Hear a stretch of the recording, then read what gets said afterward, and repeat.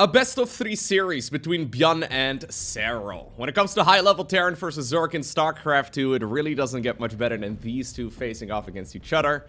Obviously, Serral, in general, likes to play that very defensive style, but he's been mixing it up quite a bit over the last year or two, and honestly, the same can be said for ByuN.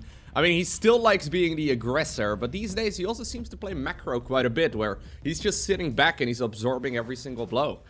Dragon Skills is going to be map number 1 in this best-of-3 series, and nobody is, well, moving across the map just yet. I mean, I just casted I just watched a game of Terran versus ZERG that I'll cover on my YouTube channel in the near future as well, where we also were on Dragon Skills. That was Elaser versus Special. Elaser decides to go for a hedge first right over here, and in the meantime, Special decides to proxy a bunch of barracks on the other side of the map. Very strange game, very weird start, but apparently that is not the case right here on this particular map, although, well, we've got something else a little greedy here. Even though Zergs certainly can get aggressive on this map, ByuN decides to go for a depot into a command center on the low ground. Hatchery first here as well from Serral, even though that may seem a little bit greedy too. This is of course the gold standard for ZERG. The main problem with going for a CC first is that, well, if you don't finish the command center, you're probably never going to finish it. That's the problem. If the SCV gets killed, it is going to be very difficult to actually not hit a supply block and make sure that you will stick in the game, right? It's very difficult to actually come back if you do end up getting your CC delayed. Luckily right here though for ByuN, he took a small chance, but it's going to pay off. I mean, to be fair, if you're playing against somebody like Serral, what are the odds of him going for a super quick spawning pool? I don't really know exactly how the timing lines up, if it would be like a 16 pool or something along those lines, but I highly doubt that even then Zerglings would be able to kill the command center. And as long as the CC finishes, you can always lift it off, of course. You can morph it into an orbital command right over here if you want to, and you should be a-okay. Anyways, none of that is happening here as ByuN is gonna even double down right here on the greed as well. He doesn't have any units out yet. Normally the Reaper pops at about 2 minutes and 2 seconds. He decides to go straight into a Reactor 2. We've got a double barracks start. Now because of that, Serral's looking at this. He had that Overlord scout on the other side. He saw the barracks timing, so he now knows that this is a command center first. With a CC first, you'll not be likely to go for a Reaper scout on the back of this. So Serral has decided, you know what, I'm gonna go double gas. I'm gonna skip link speed. I'm gonna go for a super fast Roach Warren. And we'll see what you can do against this. Honestly, I'm a little bit concerned right here for ByuN. He has no idea that this is coming. He's crossing his fingers and hoping that ZERG is just going to play a standard opener. And normally, at least historically, that's what Serral has always done. But he is perfectly capable of going for something a little bit more aggressive. Now, in a way, this is very much so all in right here from the ZERG. He needs to deal significant amounts of damage in order to justify this opener. The problem is, though, what exactly will there be here for ByuN? ByuN is going to finish up Stimpack at probably a little bit before the 5-minute mark. He'll go for, I think, a Reactor and a Starport as well. He'll pump out a couple of Medivacs, but he has no idea that this is happening. Roaches are already streaming across the map. ByuN doesn't know. This may just actually be a very quick 1-0 lead right here for Serral, because, I mean, if you don't scout, if you don't know anything, and you just make assumptions of what your opponent is doing, you are, well, leaving yourself open to be punished here, right? I mean, we've got a ton of army already available. The lack of link speed here might be a small giveaway that something is a little fishy. Overlord also moving forward. Serral is droning behind this. Overlord's moving forward primarily to provide that high ground vision, but I mean, we have so many units still coming across the map. Concussive Shell starts up, so he decides to cancel Stimpack and go straight into Concussive Shells here. He's pumping out Marauders one at a time, but he's gonna need a whole lot. Then again, though, the Marine Clump is quite good. A nice micro right there by Serral trying to, well, morph those low HP Roaches into Ravagers. They do spawn once again with full hit points. But these Ravagers, they just outrange this Bio army so nicely. This is a supply depot that counts for 2. And with that one now also burning down, yeah, ByuN is gonna hit a heavy supply block. That means he can only really produce the units that he's got right now until, well, he makes more depots or he loses more army. I think he's gonna, well, at the very least lose more army here, but I think this is basically game over.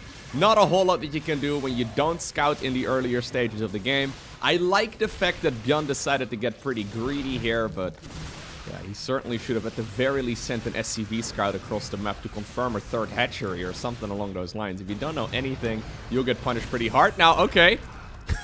We have a mule landing over here, trying its very best to, I guess, body block those Ravagers. That was a cute attempt. The one hero siege tank as well, trying to stutter step to the best of his abilities. But yeah, in the meantime, Serral has full 2-base saturation and ByuN is forced to tap out. And that takes us to Babylon. I gotta say, I actually really like the style that Serral has been playing over the last half year or so. I mean, obviously, he doesn't play in as many tournaments, and, well, generally, when he does enter in a tournament, he ends up winning it. I'm trying to think. I was just thinking in between the games. Other than that series that he lost against Ragnarok at IEM Katowice, which, I mean, I keep bringing that one up because I'm still not quite over it. I think Serral probably is over it already, but in my mind, Serral certainly had that one in the bag if he decided to stick around for a little bit longer. But anyways, other than that match, I know he's lost a couple maps here and there, but I don't remember... Like, I don't remember seeing him lose a single series since IEM Katowice. It's been a couple months. Obviously, he doesn't play in a ton of tournaments, but... yeah, he certainly seems to be on point right now. Anyways, we've got ourselves a spawning pool first. ByuN decides to go for a barracks right over here. Okay, fair enough. He's setting up the rally point as well. That's a big indicator he wants to go for a Reaper. And that'll be coming out of that Rex here very shortly. This could still get a little bit awkward though. If you don't send an SCV scout ahead of the Reaper, sometimes when the Zerglings take a, let's call it a creative path towards the other side of the map, yeah, sometimes you will still end up losing the SCV that's building the command center while the Reaper is about halfway across the map. This can get a little bit awkward. Spawning pool is going to finish up here momentarily. Hatchery on the back of it too. So this is not a huge commitment right here from the Zerg, but it certainly can play out quite nicely right here. Just one set of links. That's all we're doing? Okay. I actually kind of like it. So I think that this group of Zerglings right over here, they're basically the James Bond of the Zerg, okay? They're just here to try and slow down the Terran in whatever way he can. Command Center does start up on the low ground, as per usual. We don't have an SCV scout going across the map. I'm assuming these links will take a path across that is not the most obvious one, so they will not be meeting that Reaper head on. Yeah, so he's got to be sending that one to the bottom. Luckily for ByuN though, it's only 2 Zerglings, and he is making a Marine on the back of it too. This Marine is actually super critical, because otherwise this SCV here would be in trouble. If he would have gone straight into a reactor, this could have been very dangerous. I think actually if it would have been more than just 2 Zerglings, it still could be very dangerous right here for our Zerg. ByuN though at this point does see the timing right here of the hatchery. Okay. The Queen actually gets an extra shot in because of that grenade, but here go the Zerglings on the other side of the map. Yeah, a little bit annoying, mostly just buying some time here, I guess sort of justifying this opener a bit. Serral didn't, by the way, go for any defensive Zerglings, which is very strange. Just defending with the Queens. Like, we have only got 2, well, I guess now 1 Zergling, because apparently one of them got killed by the Marines. But only, okay. So I wonder if this is a reaction to going for a pool first. So when you go for a spawning pool first rather than a hatchery first, you do sacrifice a tiny little bit of your economy.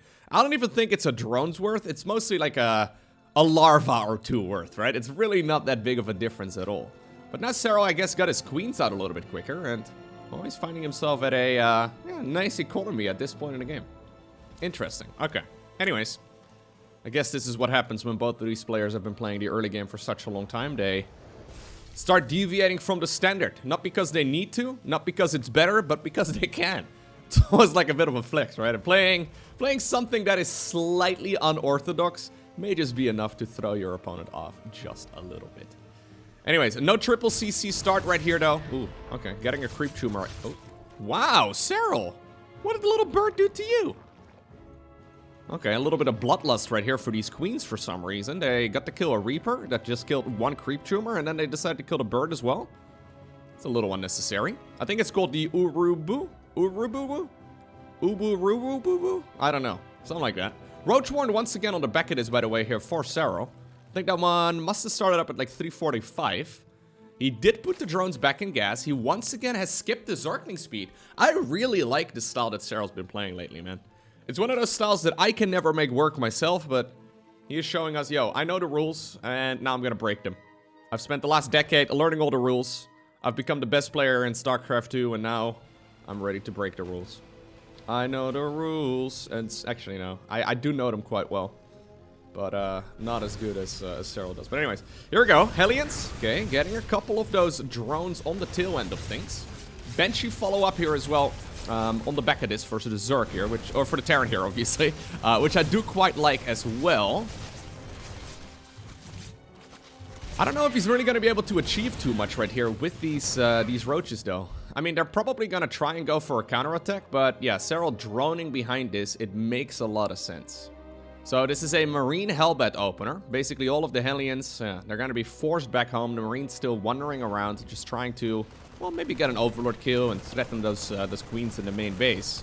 Either way, though, Banshees are going to be absolutely critical, and they're going to be very helpful here as well. Because at this point, there's not a whole lot available to defend against those roaches that are now going to start knocking on the front door. Do you commit? Nah, we commit with one roach. Sorry, you were the one in front. You were the sacrifice. Everybody else has gone back. In the meantime, though, we do have the Hellions over here, and this is good. Good job right here by ByuN. Getting a lot of damage done. Okay. 10 drones is nothing to scoff at. That Overlord, by the way, at the bottom of the map did apparently survive. Okay, so this is going a whole lot better right here for ByuN. I'm a little surprised right here by the build order that Serral's been playing, because there's no Zergling speed. There's no Baneling Nest. Yeah, Evo's only start up right now, so this is like a quick lair. I guess mostly just for an Overseer, and then he figured, oh, you know what, I've got the lair, I may as well go ahead and get the roach speed as well. Anyways, mobile detection right now is going to be the name of the game right here for Serral. That does mean that technically, he's got all of the tools at his disposal to defend, but realistically, of course, well, StarCraft 2 is still a game of speed, and you gotta be in the right place with the right units, even when you have them out. That is a very early cloak. My god.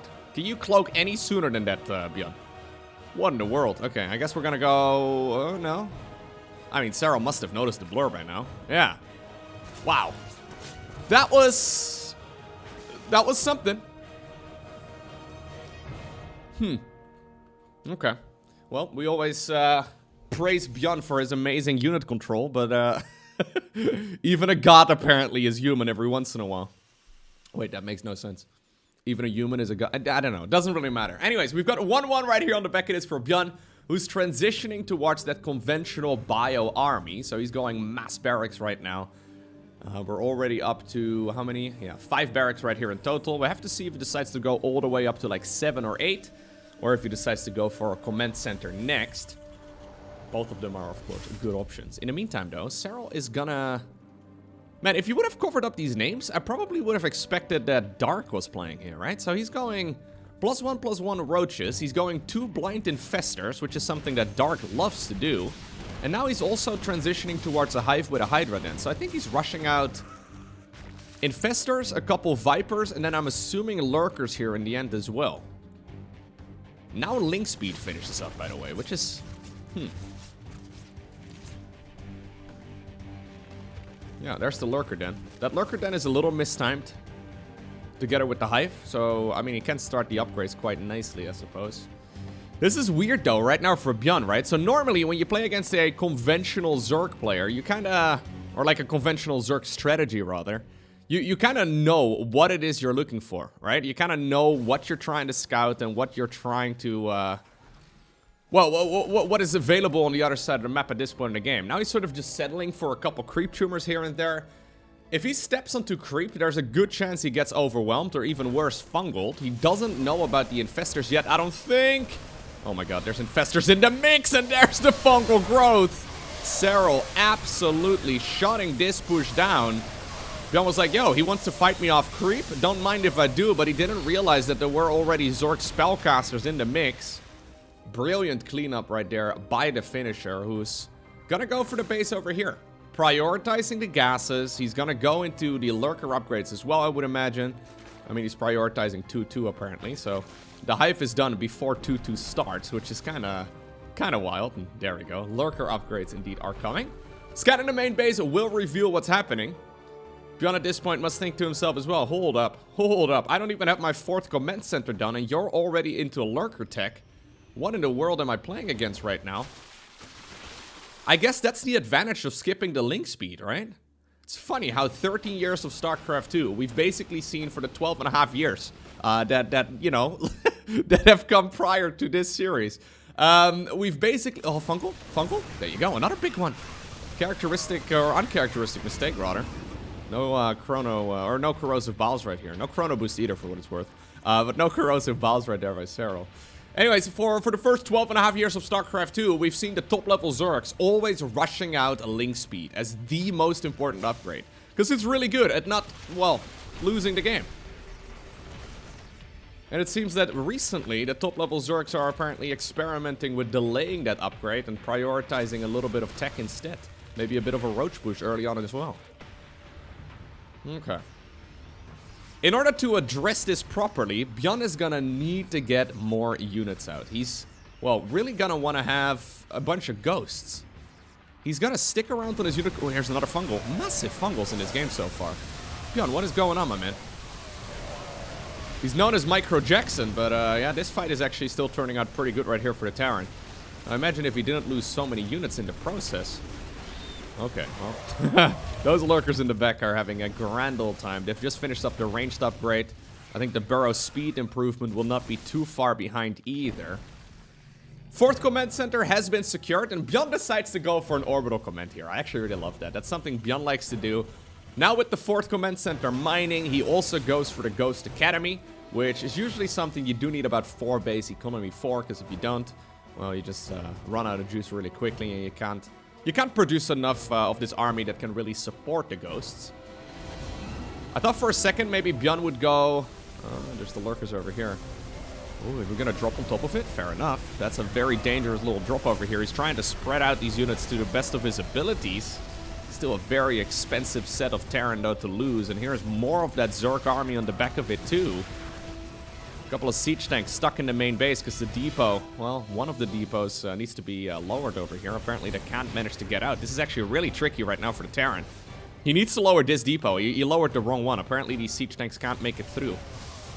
Oh my god, that's actually so rough right here for ByuN though.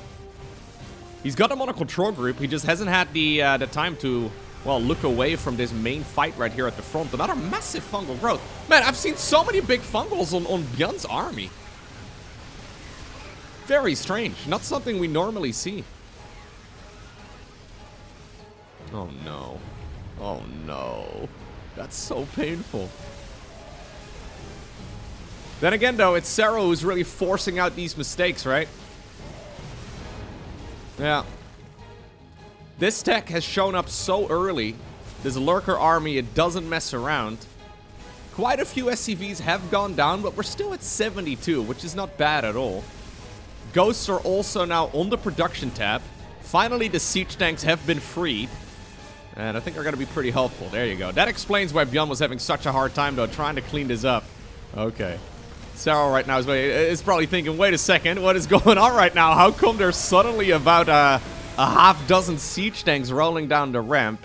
He looks at that once and he realizes, okay, it is time for me to get lost. And he decides to go back home. I like the fact that there's a orbital command over here at the 4th base.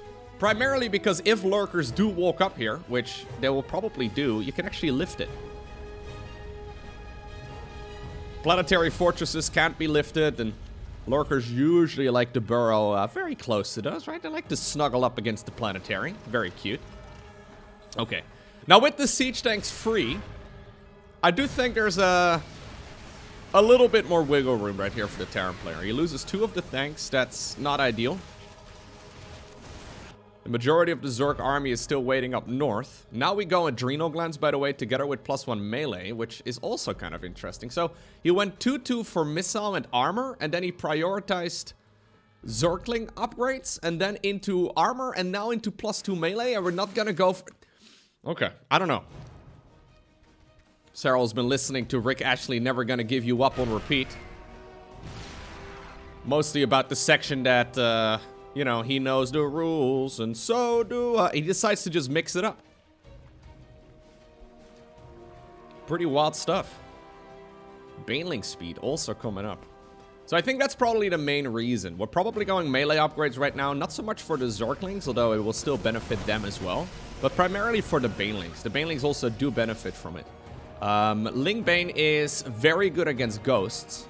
And maybe the original plan was to try and win this game before ghosts really became an issue. But right now, I think he's gonna be okay. Yeah, if there's not that many ghosts available just yet, he can kill them with the Lurker Roach Ball, but against large numbers, you really do need to get some Ling Bane going. So, ByuN securing that 4th command center turns out to be very critical. Nidus Network on the back of this as well here for Serral. Yep, and that's the Lurkers popping straight in.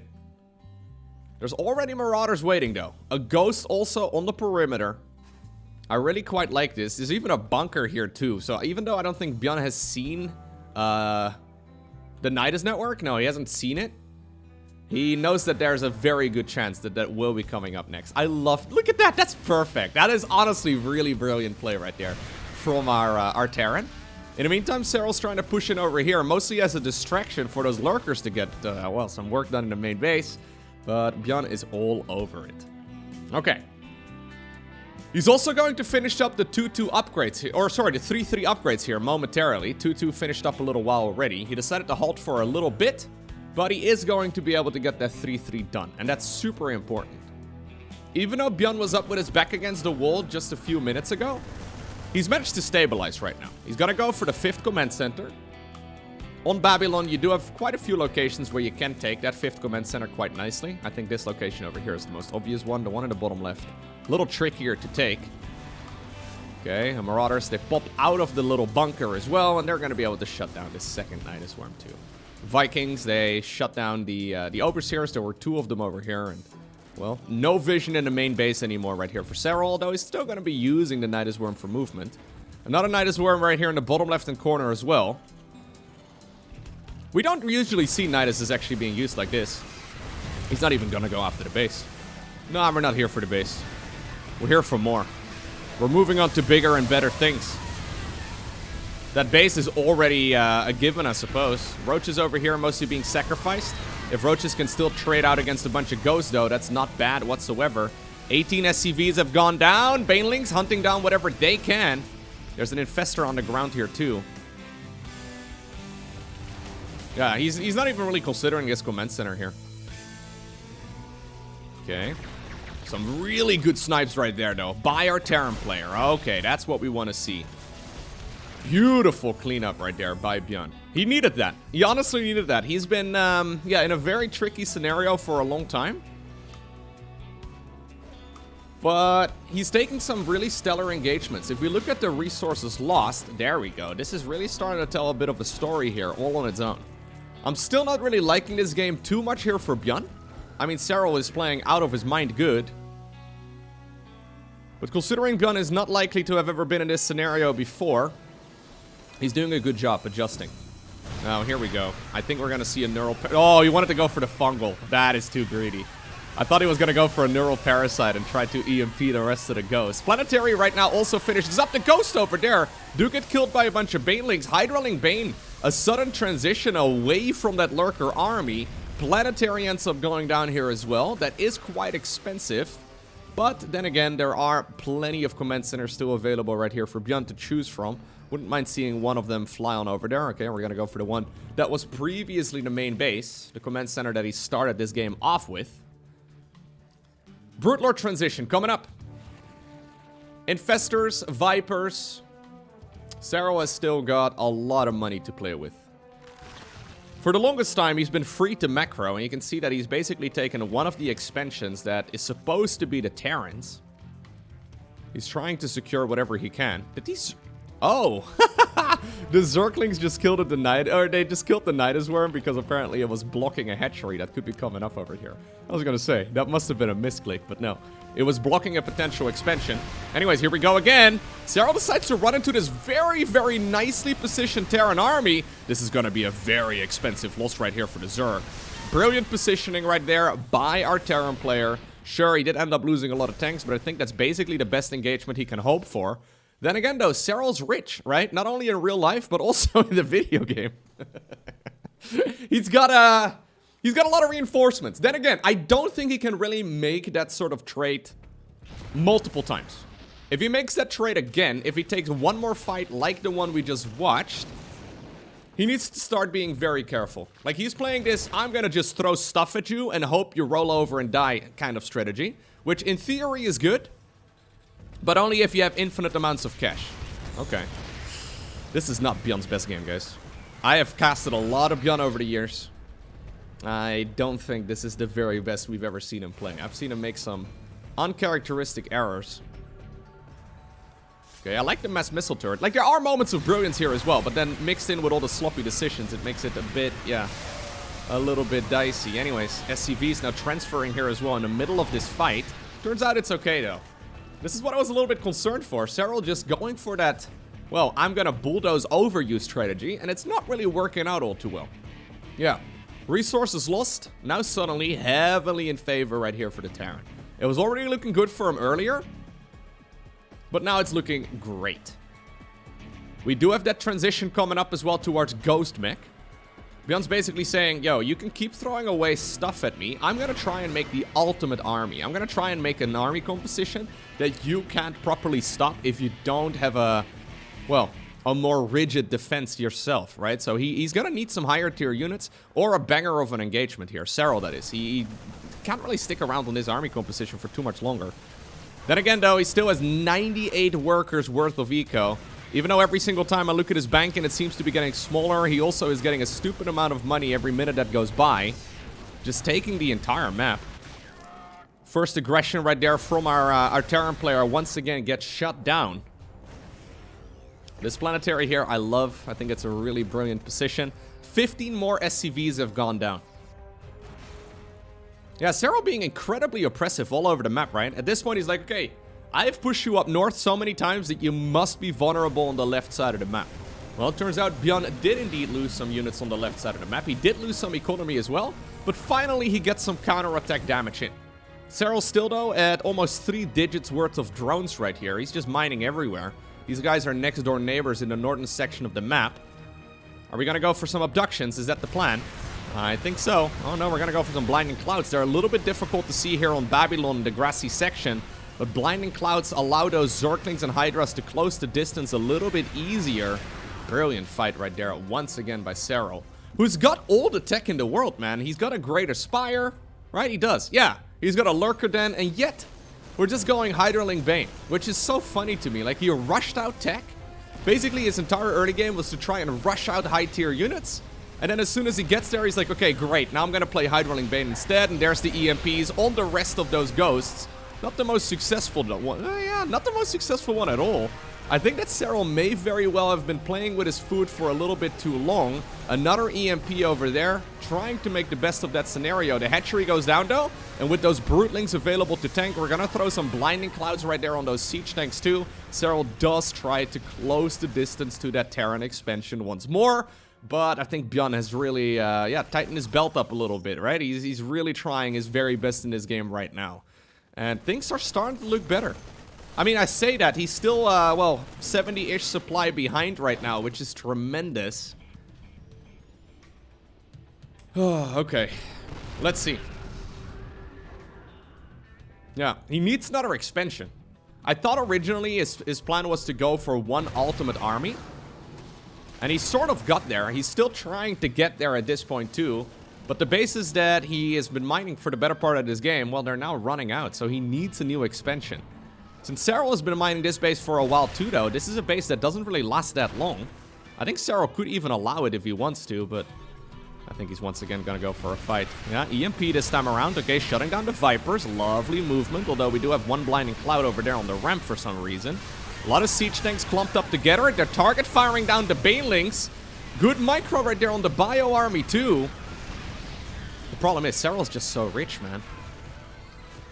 Yeah, it's like the mythological Hydra here, right? Not these guys over here, but to chop off one of its heads and 3 more appear.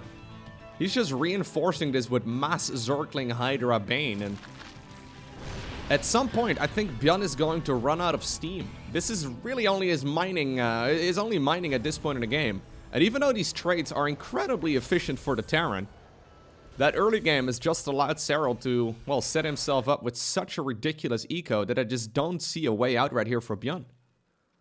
Completely swarming all over his opponent.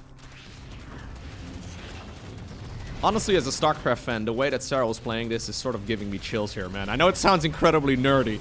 I've been watching this game for such a long time, but the way he's playing this, in such a swarmy way. He's all over the map. He's, well, been incredibly dominant and oppressive in this game. It's just beautiful. Look at him once again. Neural Parasites over here. We have some Blinding Clouds on the Siege Tanks over there. Lings, Banes, Hydras, everything's running forward. Serral has once again shown us why he is considered the greatest StarCraft player of all time.